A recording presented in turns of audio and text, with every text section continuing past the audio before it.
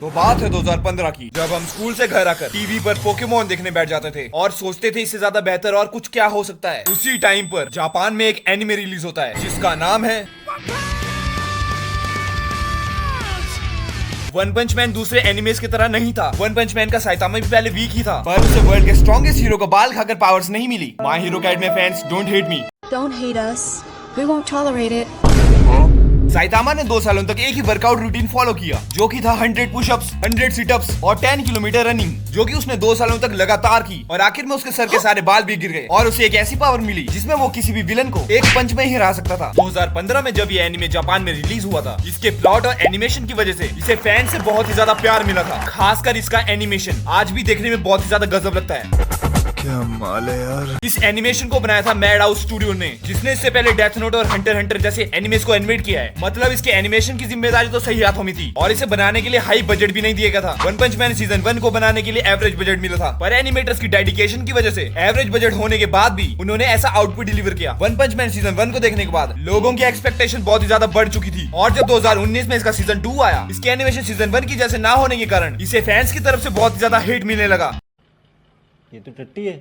इसकी बुरी एनिमेशन होने का एक कारण था कि इसे इस बार मैडहाउस नहीं एनिमेट कर रहा था। इसकी एनिमेशन ऊपर से इतनी बुरी भी नहीं थी, बस फैंस के सीजन 1 को देखने के बाद उनकी एक्सपेक्टेशन बहुत ही हाई सेट हो चुकी थी, जिन एक्सपेक्टेशंस को इसका सीजन 2 नहीं पूरा कर पाया। वन पंच मैन सीजन 1 के हर एपिसोड को बनाने में 8 से 9 मिलियन येन का खर्चा आता था, जो कि किसी भी एनिमे को बनाने के लिए एक एवरेज बजट होता है। सीजन 1 के मुकाबले सीजन 2 के हर एपिसोड को बनाने का एवरेज बजट घटाकर 2 मिलियन येन कर दिया, जिससे एनिमेटर्स को कम बजट में ज्यादा काम करना पड़ रहा था। इसी वजह से सीजन 2 का एनिमेशन खराब हुआ। सीजन 2 का एनिमेशन सीजन 1 के मुकाबले तो खराब था ही, पर अगर हम उसे वन पंच मैन की मांगा के साथ कंपेयर करें तो उसका सीजन 2 मांगा के सामने तो टट्टी है। जैसे तुम जेनोस के इस मांगा पैनल को एनिमे के साथ कंपेयर करो तो तुम्हें फर्क साफ साफ दिख जाएगा। चलो, सीजन 2 के घटिया होने के बाद फैंस के दिलों में एक छोटी सी आशा तो थी कि सीजन 3 तो बढ़िया निकलेगा, पर उन्हें क्या पता था अब तक उनका गोल्डन पीरियड ही चल रहा था। पूरे 6 सालों के इंतजार के बाद फरवरी 2024 में वन पंच मैन सीजन 3 का टीजर आता है, जिसे फैंस बहुत ही ज्यादा उम्मीद के साथ देखते हैं, जिसका एनिमेशन कुछ ऐसा होता है।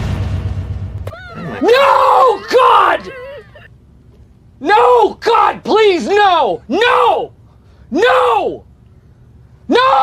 पूरे 6 सालों के इंतजार के बाद वन पंच मैन सीजन 3 का टीजर आता है और वो देखने में ऐसा होता है। इसका एनिमेशन देखने से लगता है कि इस पर काम पिछले महीने ही शुरू हुआ है। इन सब चीजों के बावजूद भी फैंस के दिलों में एक छोटी सी आशा थी कि जब एपिसोड्स आएंगे तब एनिमेशन बेटर हो जाएगी, पर अब जब हमारे सामने एपिसोड्स हैं, उनकी हालत तो हम सभी जानते हैं। इसमें सब कुछ ही बुरा है। कैरेक्टर डिजाइन, एनिमेशन, एनिमे से ज्यादा तो स्लाइड शो लगता है। फैंस ने इसे प्यार से नाम दिया है वन फ्रेम मैन। कैरेक्टर्स में कोई मूवमेंट ही नहीं होती है, बस उनके मुंह ही हिलते रहते हैं। और गारो का ये famous slide. One punch man season 3 के ऊपर इतनी सारी मीम्स बन चुकी है ना, कोई इसे बुला रहा है one slide man, one frame man. One punch man की ऐसी हालत देख के ना दिल से बुरा लगता है। एक टाइम पर क्या हुआ करता था ये एनिमे, और अब क्या बन चुका है ये एनिमे। सीजन 3 के ऊपर इतने सारे बैकलैश को देखते हुए मुझे तो नहीं लगता कि इसके अगले सीजन आ भी पाएंगे, जिसका मतलब है हमें गारो वर्सेस साइतामा कभी एनिमेट होते नहीं दिख पाएगा। और अगर होगा भी ना तो प्लीज ऐसी एनिमेशन के साथ तो हो ही ना। तुम एक बार जाकर इसके मांगा पैनल्स तो देखो, कितने ऑसम लगते हैं वो, मास्टरपीस आर्ट है वो। और अब एक बार इसके एनिमे की हालत देखो, तो वन पंच मैन का तो कुछ नहीं हो सकता, पर तुम लोग जरूर मेरी हेल्प कर सकते हो वीडियो को लाइक और चैनल को सब्सक्राइब करके। तो इसी के साथ बाय, अगली वीडियो में मिलते हैं।